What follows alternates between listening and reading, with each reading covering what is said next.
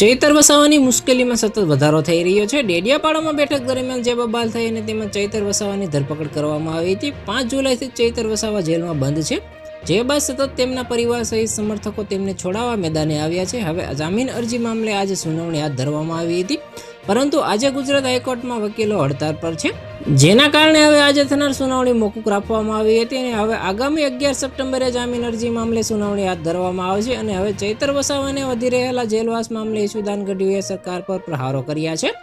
આમ આદમી પાર્ટીના પ્રદેશ પ્રમુખ ઈશુદાન ગઢવીએ ચૈતર વસાવાનો જેલવાસ વધતા હવે સરકારને ઉધરા લીધા છે અને કહ્યું કે આપ ધારાસભ્ય ચૈતર વસાવાને વધુમાં વધુ સમય જેલમાં રાખવા માટે ભાજપે ષડયંત્ર રચ્યું હોય તેવી શંકા છે।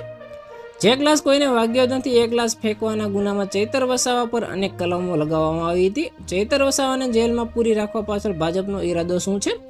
ભાજપ આદિવાસી સમાજને મેસેજ આપવા માંગે છે કે ધારાસભ્ય હોવા છતાં ચૈતર વસાવાને જેલમાં પૂરી શકીએ છીએ તો કોઈ પણ વ્યક્તિ અવાજ ઉઠાવશે તો તેને જેલમાં પૂરી દેવામાં આવશે। તો આના વિશે તમારું શું કહેવું છે? કોમેન્ટમાં જરૂર જણાવજો। આવા જ વિડીયો માટે અમારી ચેનલ સાથે જોડાયેલા રહો।